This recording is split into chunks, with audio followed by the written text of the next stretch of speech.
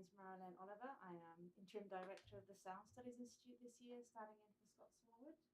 I'm delighted to be introducing Catherine Bevan. Before we start, I'd like to acknowledge that the University of Alberta is on Treaty 6 territory, traditional gathering place for First Peoples of Canada, Inuit, and Métis. So I'm just going to read your bio, if that's okay. Sure. Yeah. So Catherine Bevan, as you know, holds a Master's in Music and Composition from the University of Alberta, where she defended her thesis on the usage of text and controlled improvisation as a means of musical development. She is currently in the final stages of an MA in Digital Humanities, specializing in music, where her research focuses on virtual reality, glitch, trans experience in the post-internet age. In addition to her thesis research, Catherine is involved with leading technical audio implementation at the Audio Games Lab here at the university. It also leads the prototyping of sonification software, which interprets sentiment analysis data for the text analysis tool Voyant. So a lot of fascinating stuff that you're involved in. Catherine is also working on a virtual reality project called Your Data Body, which will be exhibited very soon at Fab Gallery, an exhibition called Know Thyself as a Virtual Reality. The exhibition opens on the 21st of February and runs to the 18th of March, so I do hope you'll be able to join. So our next presentation is going to be with Dr. Fabio Moravito. With the presentation is The Composer as Process, or for the music history without protagonists. So please do join us for that. That's on the 8th of February. Okay, I'm going to pass it over to you, and thank you so much for coming and preparing your presentation. Awesome. Yeah, thank you so much. Okay, so I'm here to talk to you guys about my thesis research, which the working title of which currently is The Sounds of My Dreams, and it is a project that kind of deals with virtual reality as this socially isolated medium for self-disclosure and sound-orientated artistic experience. Let me see if I can get the slides to work correctly. There you go. That was 2 slides. All right. Well, first there's a table of contents, but essentially the way this is going to be structured first is with an introduction on what VR is, how it's doing currently, and I will go into that, then into the theoretical background of the work, finally into a deeper description, and then finally the how of what I am doing. And the way this is also kind of structured is that the listening examples is going to be at the very end, as we will see the audio I'm kind of working with. It's specifically meant for the headphone experience. So for those interested, at the end there will be a couple listening stations back there in which you can just watch this 3-minute little demonstration of the audio. So it'll be a little bit weird going through it without you hearing what I'm talking about until the end, but it's just the easiest way to do this. So VR first. I guess what most people first think about when they think about virtual reality is its capability for immersion, physiological immersion. As you see with the head-mounted display on the right, a virtual reality head-mounted device will completely replace your physical surroundings with virtual surroundings.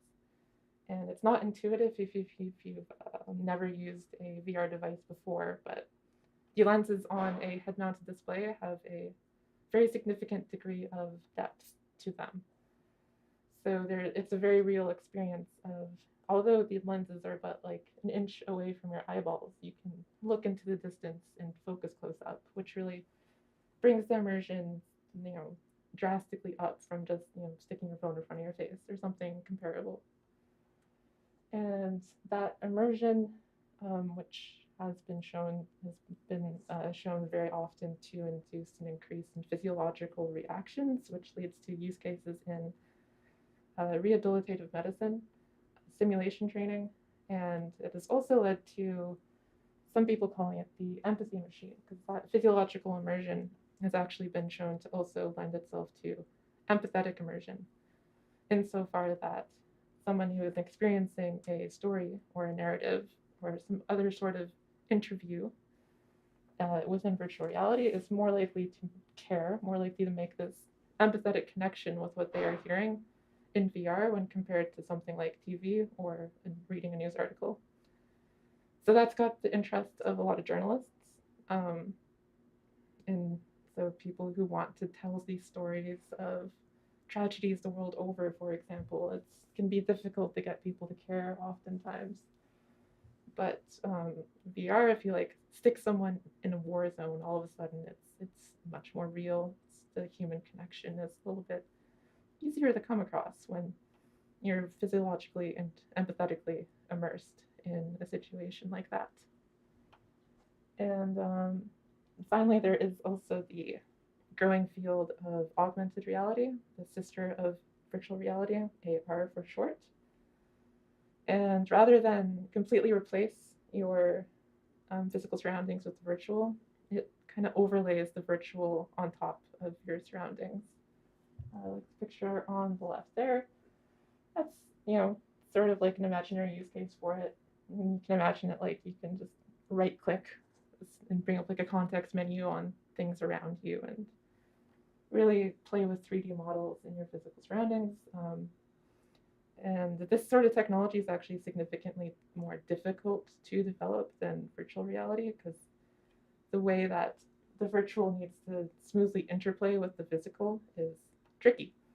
So we've only really seen that rise in usage over the past year even. And we're going to be sure to see much, much more of that. So yeah, the state of VR. The state of VR is interesting, to say the least. It's currently heavily monopolized by Meta. VR development is inherently extremely expensive. It requires a lot of upfront money to be poured into it. And the person footing most of that bill is Mark Zuckerberg, who Meta is the parent company of Facebook, which is, can be problematic in some ways, as I'm sure we all know. Facebook has a rather horrid track record of consumer user privacy. And this gets especially complicated with virtual reality when, by the nature of these head-mounted displays, they need sensors and they need cameras to even function in the first place. The Meta Quest Pro, which is top right there, just recently released, has 10 cameras on it. And I think it's 3 of those are actually inside the headset and track your eyes and your facial movements. And the use case for this is to allow for very realistic facial tracking for virtual avatars as you're speaking. That's what's in the bottom right there, actually. The more cartoony one is kind of the current state of virtual avatars. And then the other one to the right of that is actually a virtual avatar as well. That's been showcased in beta form by Meta. And their big kind of goal is to achieve something very photorealistic like that, and then to integrate that into their big concept of the metaverse, which is what they're kind of marketing as this entire complete virtual world outside of our own, experienced in VR. And it's mostly being marketed in a very commercial manner right now. There's ideas such as like these virtual work buildings where you go into work, so to speak, and you sit down in virtual reality in this virtual workspace and you meet with your coworkers, and it's kind of seen as a productivity thing, but it's also a way in which employers can really surveil and hound over their employees, even if their employees are working from home, which has grown increasingly common this day and age. So yeah, some questions around there currently. There's also a big emphasis on the commercial application of AR as a productivity tool. You can imagine it's something like you put on your headset and you can still interact with the world around you as you will, but now you have the ability to essentially like spawn virtual monitors around you at will and carry them with you wherever you go and move them and do whatever the heck you want to do with them while you're still interacting with whatever it is that your job requires. So it's not entirely monopolized by Meta, though. We do see new headsets by PlayStation. That's a very gaming-oriented take on VR. And then we also have a AR headset coming out by Apple this year, but almost nothing is really known about that currently. But it's something to keep an eye out for. So let's talk about art in VR. Cool stuff. Let's get away from all the commercial boring stuff. So the top right, that is The Chalk Room by Laurie Anderson, and I think his name is Hsing Huan. That's one of the works that actually got me interested in VR in the first place. You can kind of conceptualize it as this like very large, non-linear narrative to be explored by the player and as they wish as they kind of float through this space. That's just one tiny little room of it, but it is quite massive. And as they're exploring through this, they get to take in the prose on the walls, as well as Laurie Anderson's always awesome narration. To the bottom of that, we have My Data Body, which is created by Marlene Oliver, as well as Scott Smallwood and other people here at the U of A. And then that one uses medical scans and other very personal data in text form, which is presented to the player to essentially take into their own hands, listen to, play with, and otherwise engage with. And then we have just one of the exhibitions from the Museum of Other Realities, which is a very cool project. It's quite literally a museum in virtual reality, consisting of all sorts of VR art that you can walk around and by a whole bunch of different artists. There's everything from 3D sculptures to 3D films to interactive works, and you kind of just go around like you would as a museum. You can even go in with people as well and engage with them, and they do some pretty cool things. It's pretty neat when you walk up to this like 3D work of art that's kind of like on a table, and then as you approach, the game tells you that you can teleport inside of it. So you use your controller and you do that, and you kind of get like shrunk down, and then you are actually like inside this 3D model, and you can like explore every little nook and cranny, which is quite fun. And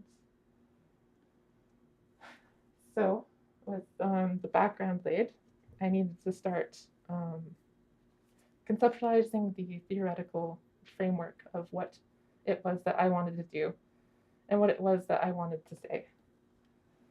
And as I was doing the introductory research of what's been done and so forth, I came across this paper by Zachary Berkowitz, who is a PhD researcher out of McGill, who researched VR and music.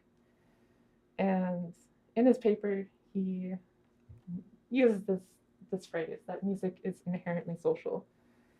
And he kind of just uses it as an aside, as and it's not referenced, it's not elaborated upon, it's stated. And I think that does go to show how ubiquitous this statement is in a lot of academic music discourse. But what exactly did Berkowitz mean by invoking this? And Berkowitz used this to essentially justify his approach to VR stage art, in which he saw the isolated nature of the headset as a problem that needed to be solved. And his solution, it's not only his solution. He draws a lot of influence from Jaron Lanier, who's one of the original pioneers. He's been working with VR music since the late 90s. Their kind of solution to the problem of the head-mounted display was for a performer to don the headset, walk up on a stage in front of an audience, and essentially quite literally perform, as what they were seeing in the headset would be projected on a screen much like that. And I wasn't really sure of this approach. I had some thoughts, and I needed to dig in a little bit more to this inherently social thing. As I think what that means is fairly obvious when we're looking at the most visible and the most traditional means of music making, of concerts, performances, dancing, choirs, bands, and all these other things in which music is used to be both a glue and a catalyst for social bonding, as it's been used for tens of thousands of years across human history. It gets a little bit more abstracted though when we think about the experience of like a soloist practicing, alone. But it could still be said to be social in the sense that the repertoire they are learning is, created through the labor of another individual. It gets a little bit further abstracted when we then talk about the experience of improvising alone, but even then, every note someone plays, every decision they're making on the fly, whether they're conscious of that or not, it's informed by their musical upbringing and so forth, and the music they have listened to and engaged with in the past, which is good, but I think it's led to this miscorrelation that music must be inherently public and it must not be private. And public insofar that public experience is experience which is in some way witnessed, shared with, or otherwise observed by other people, and private being the opposite of that.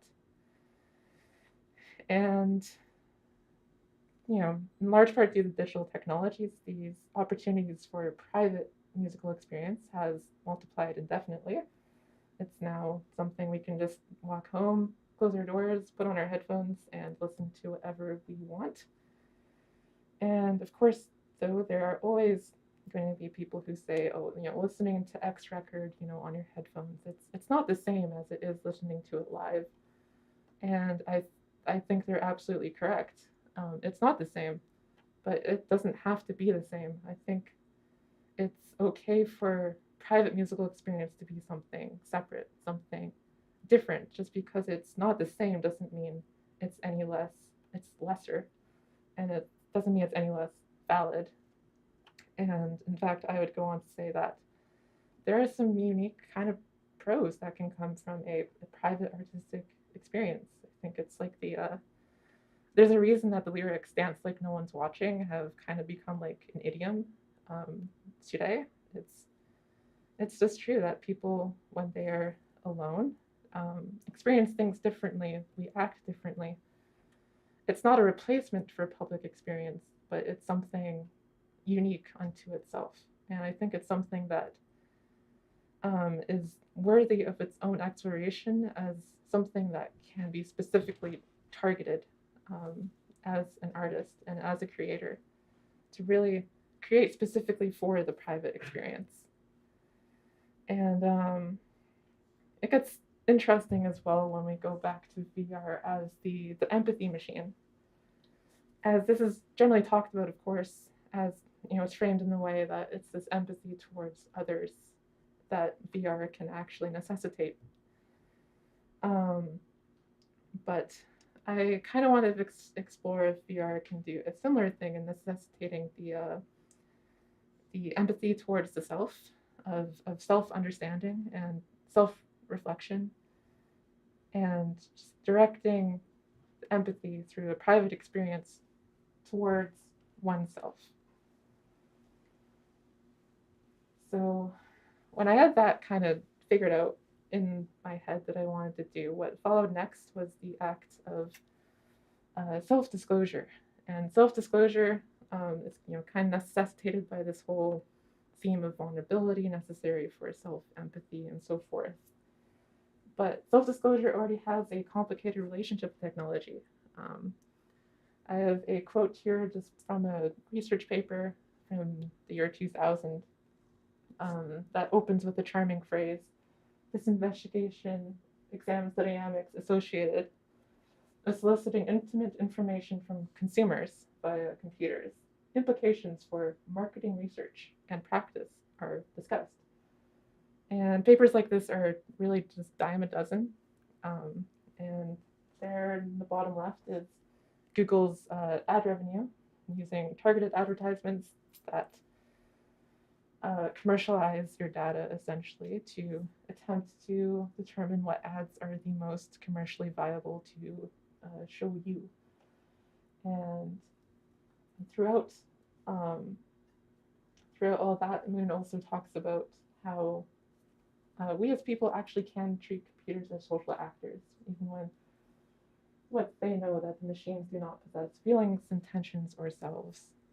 And essentially, this relationship between people disclosing to technology has been exploited rather thoroughly. And it was very important to me that I treated self-disclosure correctly with the respect and the dignity that it rightfully deserves. And I came up with a prototype of an idea back in an information ethics class, which dealt with this kind of concept of engaging with, trying to reappropriate self-disclosure to a technological medium for artistic purposes. And there was a couple ways I tried to reappropriate it and make it right, make it correct. And the first thing I tried to do was reframe questions that we are constantly asked on the internet to disclose our information through, such as our address, our date of birth, our name, and to reframe these in ways which encourage more thought, give a little bit more leeway for the participant to open up a little bit about themselves. And that's what just a brief little screenshot is on the right. So instead of asking in your date of birth, it's when did your life begin? Instead of asking your name, it's what would you like to be called? Instead of asking your address, it's where do you call home? And other things like that. Just the things that more truly actually engage with the things that actually matter individually to a person. And I was happy with that, but I still needed a way to engage with what they were saying back to the machine. The prototype I made was a music work, and I wanted the music to respond in some way, shape, or form to what the participant was putting into it. But that kind of got tricky to conceptualize and wrap my head around the right way to do that, as some of the first things that come to mind, especially being DH, Digital Humanities students, are like these analytical techniques like sentiment analysis, which is taking an algorithm to a piece of text and trying to determine the numerical value of what emotions are being demonstrated within the text. But that really just obviously doesn't really sit terribly right with me. It feels like a bastardization. And I definitely didn't want to do that. But at the same time, I wanted to react in some way, musically, and through the machine, because if I didn't react, it would be like I wasn't listening and that the machine wasn't listening, and that would be a betrayal in of itself. And I didn't want to, get to a point where everyone going through this, no matter what they said or what they did, would hear the same things, experience the same music. That's not what I wanted. So eventually I settled on measuring only one thing and listening to only one trait, and that is how long the player/participant takes to answer a question. It's not my place to analyze their words or to count how many words they wrote, but what I can do is see how long they spent thinking about it, how long they spent reflecting, and otherwise thinking of their answer. Or maybe they just went and got a coffee, but that's valid too. So I was pretty happy with that, and I wanted to carry that forward into my thesis work as just this reappropriation of self-disclosure in a respectful way.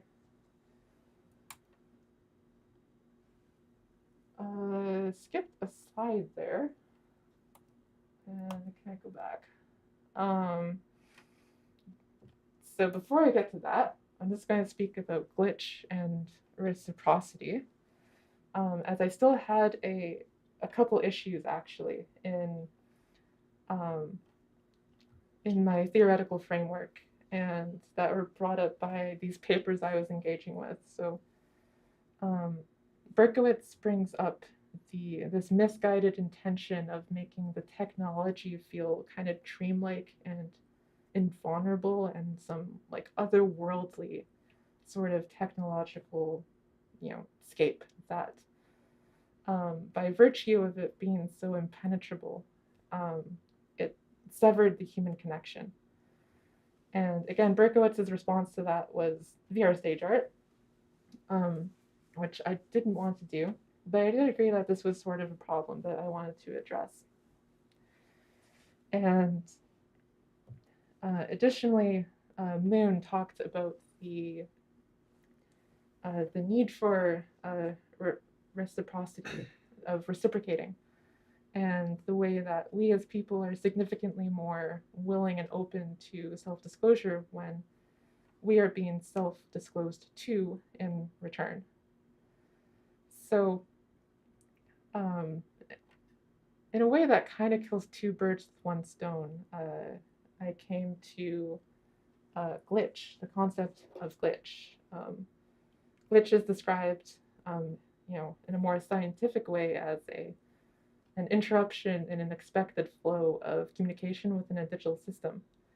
But can also, is said by Rosa Makeman, who wrote the Glitch Manifesto, that glitch is the machine revealing itself, and it's a reminder of what we are engaging with is, in fact, it's just software, it's just code.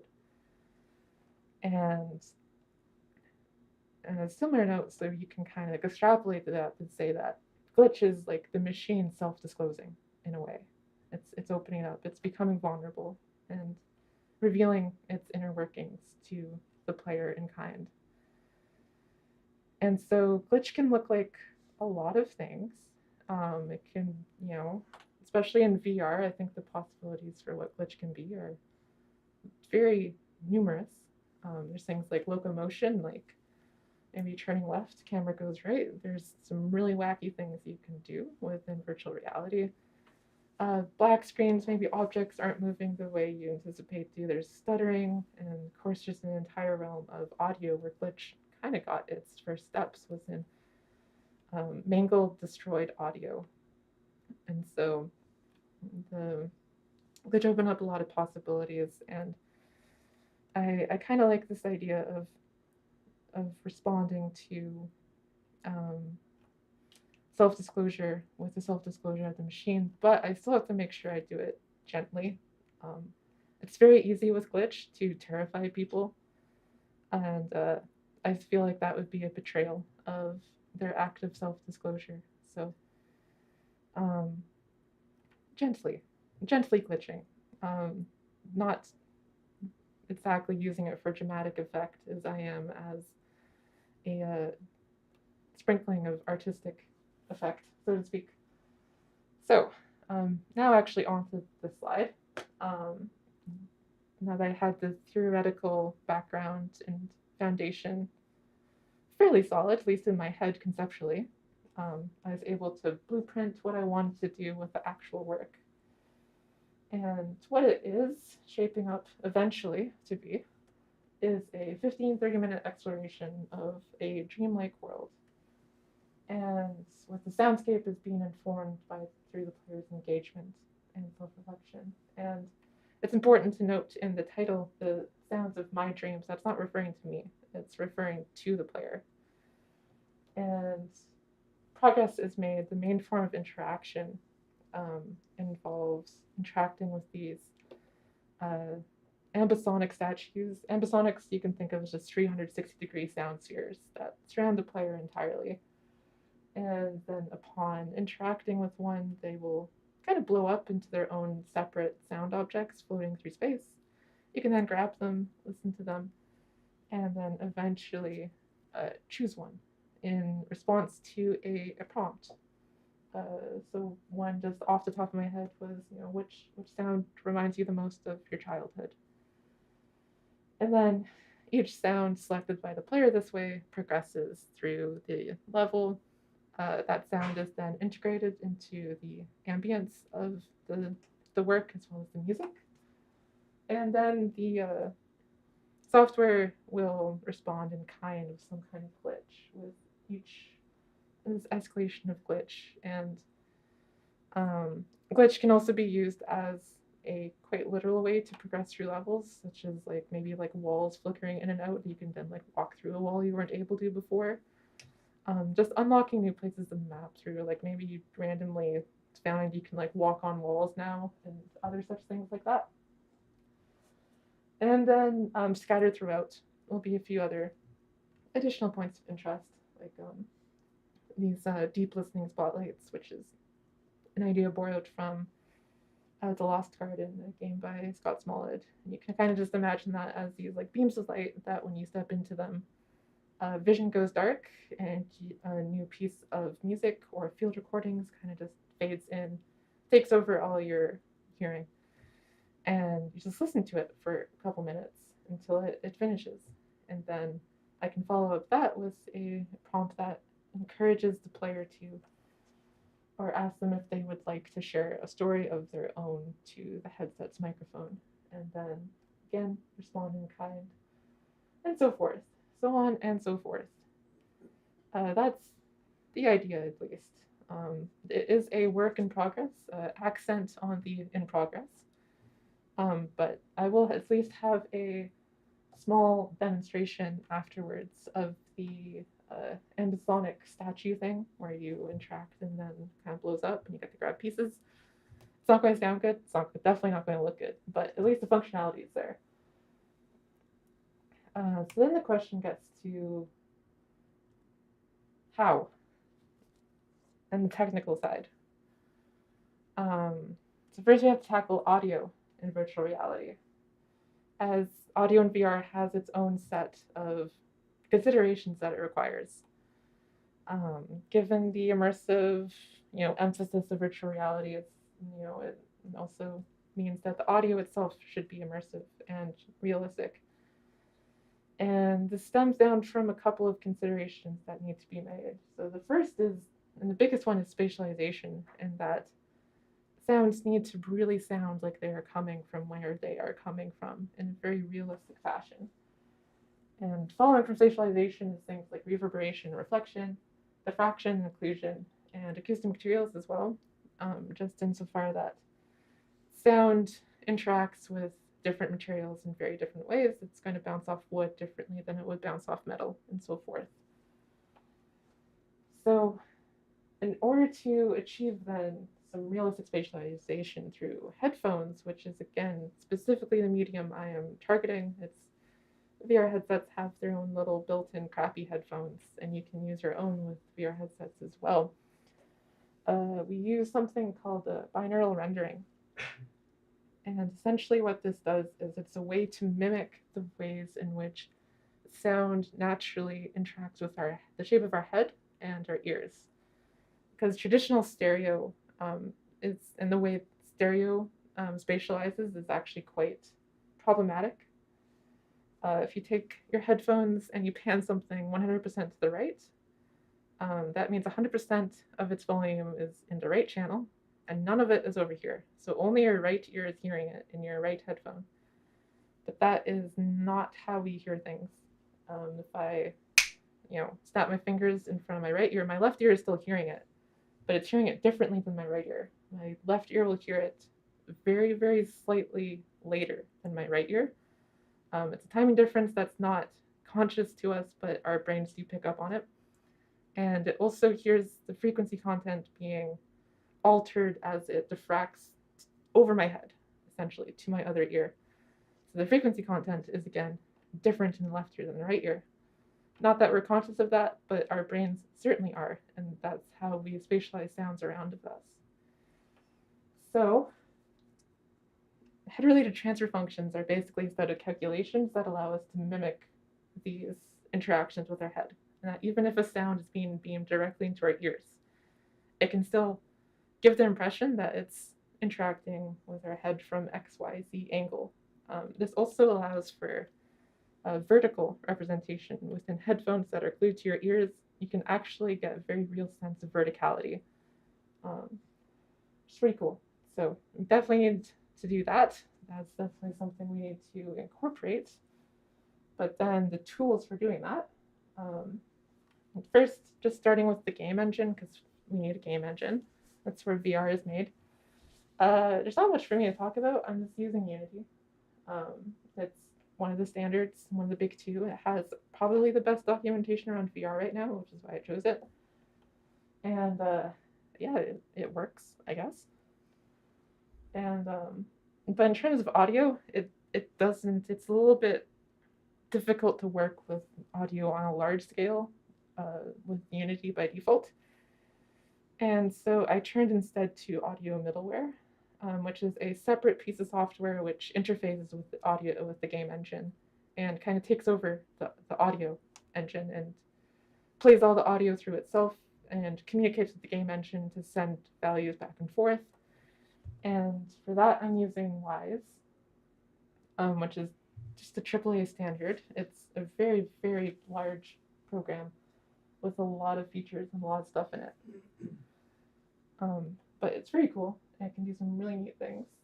But Unity and Wise by themselves are still not VR ready out of the box. So we need to add some functionality. So the first thing we need to do, like I was mentioning, is we have to give it the ability to render things in binaural. And to do that, it's actually really easy. You take a plugin, you put it on a specific bus, you do some routing in Wise, and any sound that goes through that bus will be rendered binaurally, dynamically, based on its position relative to the player. So there's a few different plugins. The one I'm using is Resonance Audio, which originally was developed by Google. It's now an open source project that hopefully won't be abandoned anytime soon. We'll find out. And then we also need to extend Unity's capabilities to handle VR and to interface with the headset to give us a way to interact and grab things. And for that, I'm using the XR toolkit, which is fairly new, but the great thing about the XR toolkit is that it's headset agnostic. It works and interfaces with every major headset on the market equally. You don't have to write different code for different headsets, which is very nice. And then finally, all those additional points that I mentioned earlier about reverb, reflections, diffraction, occlusion, and so forth, I can handle that in Wise through the Wise plugin called Wise Reflect, which is a very new development from the Wise team, and it greatly extends Wise's functionality in this area. And as the name suggests, it's kind of specialized on the early reflection part of the sound, as our conception of reverb, as we think of it from like a DAW processing part, is it's this nice, lush, diffuse, mushy sound that spatializes, which sounds great. But in reality, that sort of reverb sound it's not achieved right away when a sound is actually created in a space. The first thing we hear are the very first immediate reflections, and we use these to spatialize ourselves within a room, and so we can actually get a pretty good idea just from my ears alone what the dimensions of a room are just by listening to the reflections, the very first reflections of the sound bouncing off walls. So if I snap my fingers here, I would hear the reflection off this wall first, and then that wall, and then probably that wall, and that wall last. And I don't process this consciously, but the brain's really good at figuring that out, and these very small micro differences in time delay as these earliest reflections take to reach your ears again. And then, of course, the reflections all meld together and get diffused, and that gives you your pretty reverb. But the early reflections are important. They're also a little bit complicated on the technical side, hence this entire separate plugin that was only just recently released. There's basically like no documentation for it, and it's complicated, but that's where a lot of my work currently is going into, is learning Wise Reflect. And it also handles other things like diffraction of sound moving around objects and occlusion, and it can even handle acoustic material, which is super nice. You can set different settings for different materials in your game that sound reacts with in a very different way. So with all of that, we're kind of ready from the game engine point of view. But what about like preparing sounds externally or doing these things outside the game engine or getting sounds ready for the game engine? And there is a lot out there for spatial audio now, and I've used a lot of it, and I'll talk about my favorites at least. On the left is part of the IEM plugin suite. They're very good, they're free, and they are open source. It's a suite of about 30 or so plugins, and they're all designed to work in multi-channel, of handling up to 64 channels in a single track. I haven't really had time to talk about it, but generally, when you're working on spatial audio, the binaural mixdown, like that's the end target of this, thing for headphones. It's still 2 channels, just rendered differently. But as you're working on the audio, it's usually in what's called ambisonics format, and that's just a crap ton of channels per track. And most plugins and most DAWs even don't really handle that very well. But one DAW that does handle that exceptionally well is Reaper, which is what I've been using. It can handle up to 64 channels on a single track, which is more than you will ever need. And then also want to shout out the VR Pro plugin, which is on the right there. That's kind of just like probably one of the best plug and play spatializer plugins I've found. It also includes binaural reverberation and binaural reflection as well built in. So it's really good at taking like a single sound source and making it sound really realistically spatialized immediately. But sometimes you don't want plug and play. Sometimes you want a little bit more control. And for that, I recently discovered the SPAT suite of Max externals and Max objects by Earcam. And these allow some really cool things. I've only scratched the surface, but one thing I've already been using it for is that through this, you can actually specify the HRTF that you're processing with. As I mentioned before, the HRTF is what kind of calculates the rendering for binaural audio of how it's going to filter its frequencies and do the timing delays and so forth. And technically speaking, we each have our own HRTF based on our own shape of our heads and our own ears. And additionally, HRTF values can change rather significantly if they are measured close to the ear or farther away. So there's far field HRTFs and there's near field HRTFs. And almost every binaural rendering plugin you're going to find just has their own default HRTF that kind of works across all ranges decently well. But with the SPAT Max external plugins, you can actually specify what HRTF you want to use in particular, which can be very handy, and it gives you a lot more fine control over how you want your processing to be done. And finally, I do just want to briefly shout out the envelope suite of, these are Max for Live devices. So they're made through Max MSP, but they're made to work with Ableton Live. And because of that, and they work with Ableton, the musical and creative possibilities of using these are like really cool. You can do a lot with it. And you can kind of see here they really invite creative usage. They already have like the options for tempo syncing, like you're a sound moving through space that's going to binaurally render all these. They're super cool. Buggy as hell on Windows, unfortunately. I can't really get them to work, but they do work on Mac OS, I've been told. And finally, the last category, I do want to briefly touch on some creative effects as well, as this is a piece that incorporates glitch. There are ways in which I have to purposely misuse technology in ways that wasn't really designed to do. That's the really fun part about glitch. So on the left, the demon speak.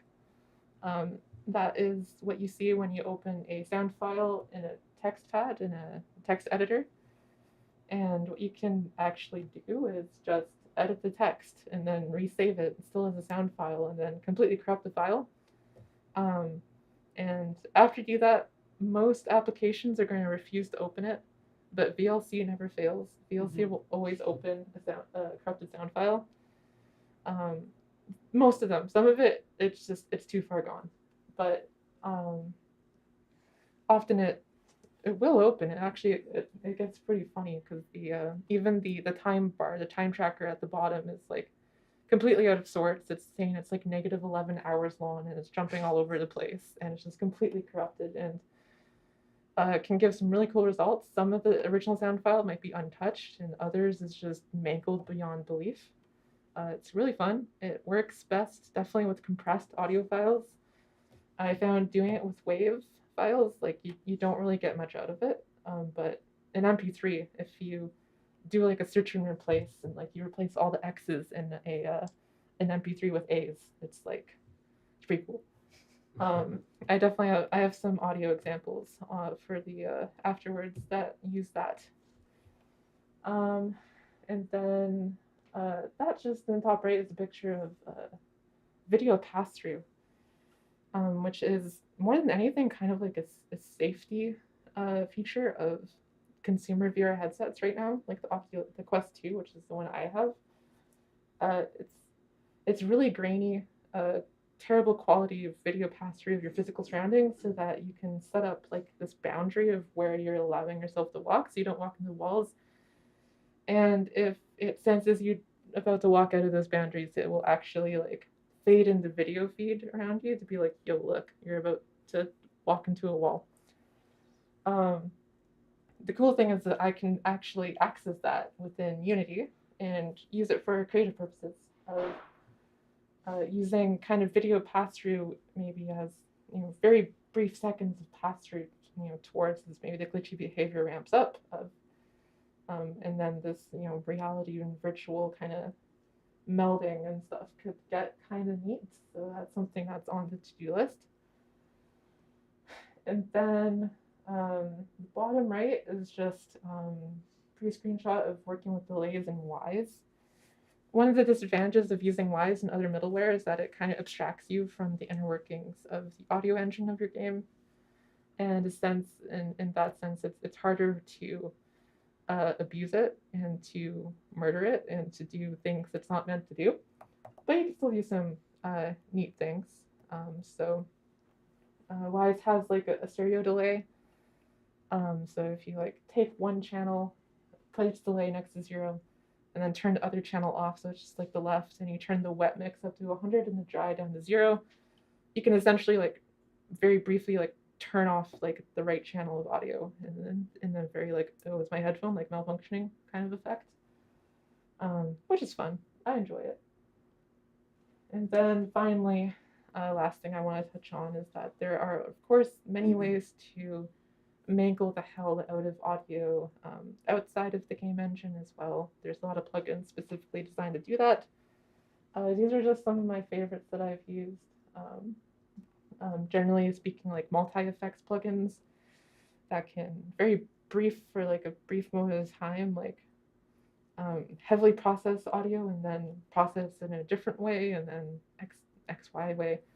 That's a really good way to get glitchiness in audio. And Glitch 2 and Infiltrator, which is the one on the right, those are similar. Infiltrator has a little bit more fine control on it. And then Unfiltered Audio is just a plugin company who has some pretty cool effects for that purpose of just mangling the hell out of audio, which I enjoy. And I think that is it. Yes. So if you're so inclined, there'll be, I'm just going to set up this laptop, and there's another computer back there. It's a 3-minute video that just has some listening examples of some of what I've talked about and a little bit of pre-alpha footage of the VR experience as well. Yeah. Great. That's it. Thank you. Does anybody have any questions? I have a few. Yeah, go ahead. Well, not fully formed question, but just some some curiosities and stuff. One is a non-question totally, is to say, have you read David Chiquetto's book, Listening in the Afterlife of Dana? I have not. That sounds very interesting. It's, yeah, just so much what you said kind of reminded me of his book, where he has this whole chapter on, he's a media studies scholar, but he also builds his own sound art pieces to then write about, which is kind of his little tricky thing he does that I love. But one maybe a book called Fathead, where you put like binaural microphones on binaural headphones, and you can make your head like 300 feet wide, which means that then when you like turn your head, you get a Doppler effect and those kind of things. But he also, then at the end, writes about dreams and like sound in dreams, and like writes a pretty intense conclusion about a dream he had about killing himself and listening to the whole. It's intense, but it's really it's a really striking book, and just so many things he said reminded me of that. But I was just thinking, like, my kind of my like disclosure on kind of things is that all VR stuff kind of freaks me out. Yes. It always makes me very nervous and uncomfortable. Yes. And I don't want to look at it or do it. But I find the way you're talking about it also productive, and it makes me more engaged because you seem very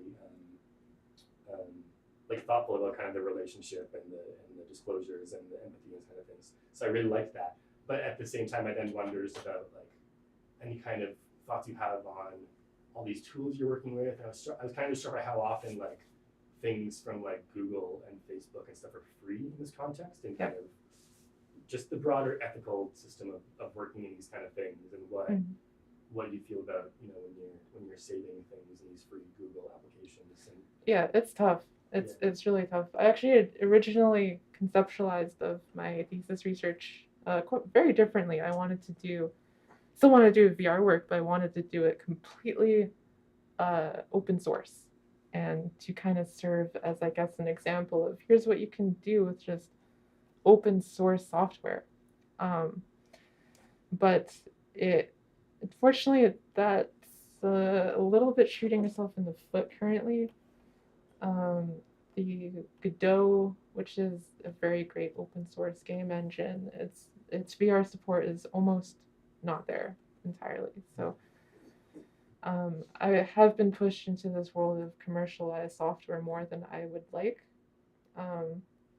But it is it's definitely the Wild West in terms of VR software. Like the Google resonance audio thing, like Google's not involved with that at all anymore. It's something they started making 4 or 5 years ago and then abandoned 2 years ago. It's just an open source project on GitHub that hasn't been updated in 5 months currently. And it's this weird dynamic, but I still think that using these pieces of software in the correct ways can still be a what's the word? You know, a down to earth, respecting and not invasive use of the software. I still think that is possible, and you know, making sure that everything just works completely offline, making sure that my source code is also completely available, and so forth. And like open sourcing the project itself is also steps I will be taking. But yeah, it's a Wild West, and it's changing so quickly. And it's like I was telling Marlene before the presentation started, like coming across documentation that's more than a year old, it's like you might not even be able to use what they're talking about at all anymore. It's tough. Yeah. Jess. Kind of along the same lines of considering the ethical implications of making and producing this work in the context of, you know, commercialized data, all that stuff. I was wondering, and this is a long way down the road, how exactly you plan on distributing this product? Like, what sort of product's probably the wrong word with these.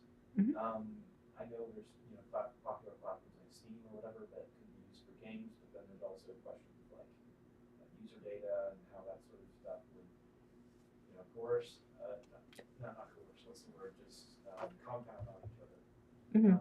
So yeah, you given any thought to that, or yeah? I have. It's a tough one. I mean, obviously it needs to be free and open source with the code open to the internet.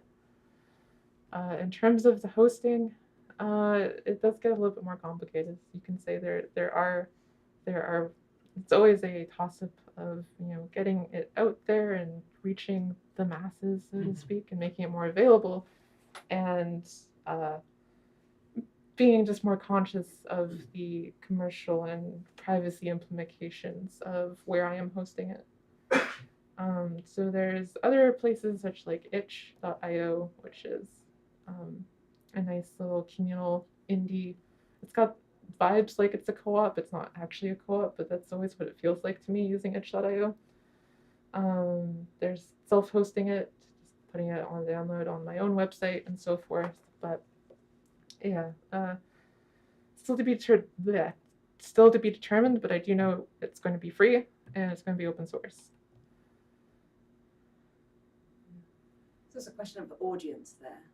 Like, who is your audience? Who do you want to share these ideas with, or whose ideas do you want to challenge? What space do you want to challenge? Mm-hmm. And somewhere like Steam platform is probably the audience you want. Could very well be.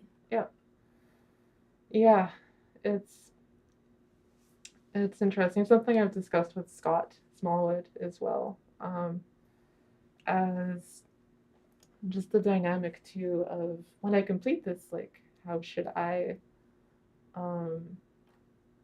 demonstrate it, like, at the university? Like, it's not really meant to be a gallery piece at all.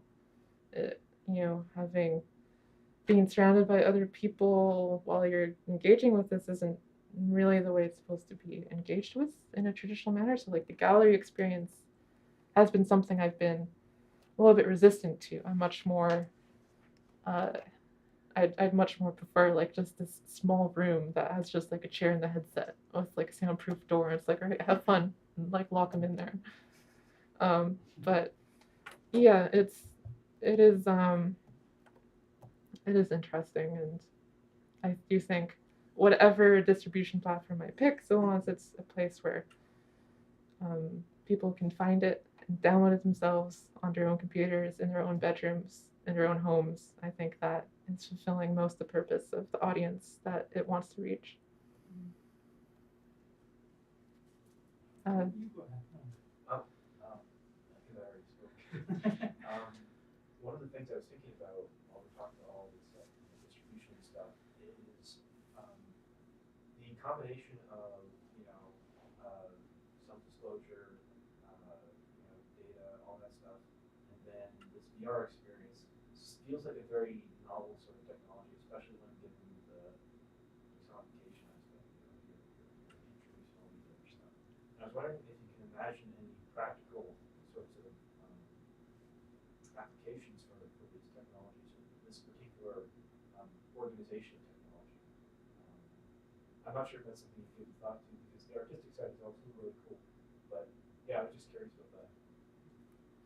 The practical side is something you come across it a lot when you're trying to actually research VR, like in something like Crossref or Google Scholar, God forbid, of just looking through all the different research articles being wrote on VR. The vast majority of them are actually on medicine, of using it as this rehabilitative tool. And then second place is journalism, as this empathy machine tool, of getting people into the stories and helping them to care more than they would otherwise, and that sort of purpose. Yeah. Has there been any papers on like therapy, for instance? Yes. Okay. I haven't read them, but I definitely saw them. I've saved a few. That it is interesting. It's also pretty relevant to what I'm doing. I probably should read them. But yes, yeah, definitely. Therapy is an interesting one for VR for sure. Mm-hmm. Just a quick thought. While you were talking about the bit on music being inherently social, I was really intrigued by that. And you were almost going step by step this chapter by Christopher Small. I don't know if you come across it. It's called The Solitary Flute Player. I have not. That sounds it's in a book called Musicking, which talks precisely about this kind of inherently social aspect. There is the whole point of this solitary flute player is that he's not solitary at all, just as you were saying. Yeah. But I also totally get what you're saying about there's nothing wrong about being, imagining or projecting a solitary. What you said about closing the small room with a soundproof door. and I don't think that you should. I mean, there was a moment in your presentation that you were almost saying like, "There's nothing wrong about that." I don't think that there should be anything wrong about that, and I don't think that it does really go against the idea, if you want to call it like this, that the music is inherently sociable. But I almost would like you to say a bit more about this VR as a possibility to be solitary. I don't know if that's something that there is some desire there for you to for the player to experience that kind of you are separated by the rest, people around you, people in the gallery. You know, is that a bit what you are looking for? And if so, can you talk a bit more about that? Yeah, for sure. I think, it's the whole, I think the words private and public probably more accurately describe what I'm going for, because music is, again, very social, even when it's not directly a social experience, right? But I guess what appeals to me it's that dance like no one's watching effect. Or maybe like, who's that German philosopher guy who was like, to alone is to be free or something, Schopenhauer or whatever, some edgy guy from 1850s. But yeah, VR and sociality, it's a strange dynamic, because what Berkowitz didn't address at all in his paper on VR and music and this inherently social aspect is that VR actually is extremely good at being a social medium, as we see in the empathy machine stuff. The whole metaverse stuff is Mark Zuckerberg going on and on about VR as a social tool. One of the most popular ways to experience VR is on VR chat, which is just this virtual world to go hang out with and just be your avatar and so forth. And I think those are great, but I guess what I'm interested in is just the difference of private experience as something different from the public experience in the ways that we act and behave alone and experience things alone, as something worth exploring specifically, as it's something separate-ish from public experience, if that makes a little bit more sense. No, thank you. There is I don't know if you know, there is a company called Amy. It's Alberta Machine Institute, something like that, that they are in downtown, and they're creating a resource about AI and gaming. And so I was talking with someone that works in that, and they're talking a lot about this sociable and not sociable aspect of games. It's a really interesting debate. Thank you. For sure. And I'll have to look into that Chris Moll's reading for sure. I was desperately looking for like good references, things to read on this inherent part about music as being inherently social, and it's a really hard thing to just kind of like search online. So yeah, I'll have to check it out. Sorry to jump in, it's kind of the same thought, but when you had that quote up, I kept thinking of Smalls, but also thinking of Margaret Thatcher and the whole like there is no such thing as society kind of thing. And I was like, man, I just like that position that she has on that. But I was like, what a incisive thesis, what a thing to say boldly. And then it's hard to argue against that. There is no such thing. It's not a thing. And I was kind of like, maybe there's no such thing as music.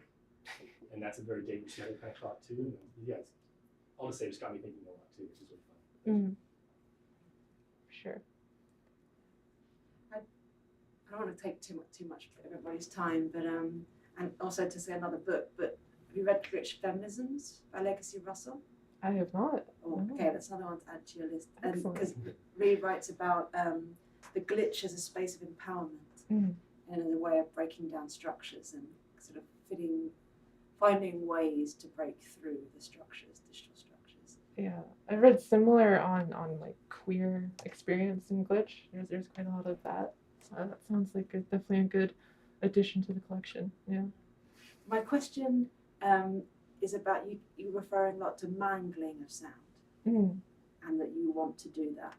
Yes. And now we're interested to know why, and what is it that happens when you mangle sound that feels like, I was thinking about that kind of empowerment over the glitch space. It's a harder thing for me to describe because I will admit a lot of my plans of what glitch was going to be in this work are very different than they are now. Because before this, the whole self-disclosure part of the work is kind of new, and before I was mostly going to focus on expectation and glitch as a violation of expectation, as a violent,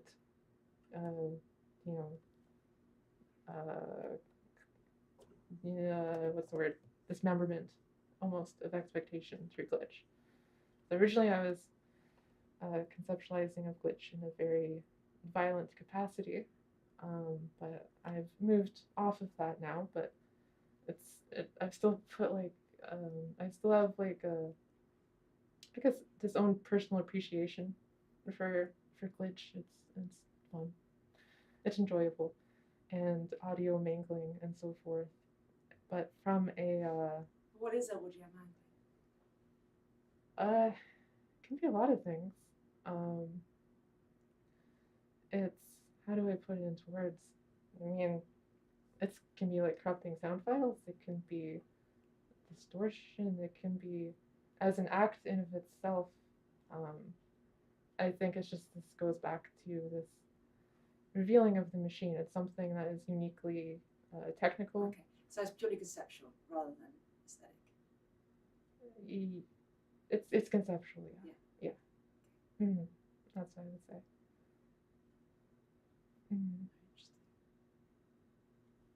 I think we're really interested to actually listen. Does anybody have any more questions? No? Okay, well, thank you so much for such a fascinating